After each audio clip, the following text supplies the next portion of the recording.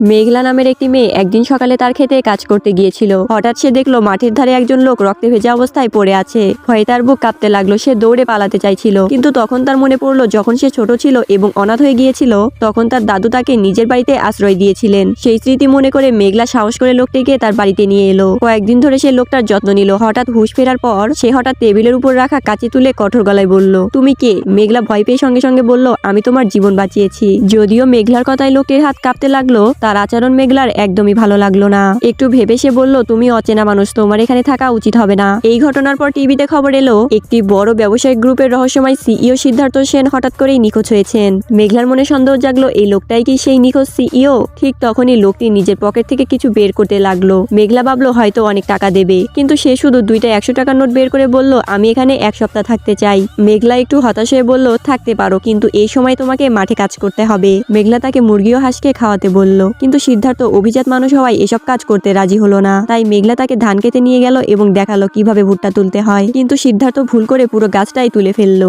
মেঘলা ভয় পেয়ে গেল, কিন্তু ধৈর্য ধরে তাকে ঠিকভাবে দেখালো। এভাবেই ধীরে ধীরে তারা দুজন সারাদিন মাঠে কাজ করতে লাগলো। পরের দিন হঠাৎ পুরো গ্রামে হইচই পড়ে গেল। মেঘলা সিদ্ধার্থকে বলল, দ্রুত লুকিয়ে পড়ো। কিছুক্ষণের মধ্যেই কয়েকজন গ্রামবাসী তার বাড়িতে ঢুকে পড়লো। তাদের মধ্যে একজন রাজা মেঘলাকে বলল, আমি তোমাকে বিয়ে করতে চাই, আমার মা বিয়ের উপহার নিয়ে এসেছে। রাজার মা সঙ্গে একটি উপহারও এনেছিল। রাজা বলল, আমি তোমার সঙ্গে সংসার করতে চাই, অনেক সন্তান নিতে চাই। এত কথা শুনে মেঘলা পুরোই অবাক।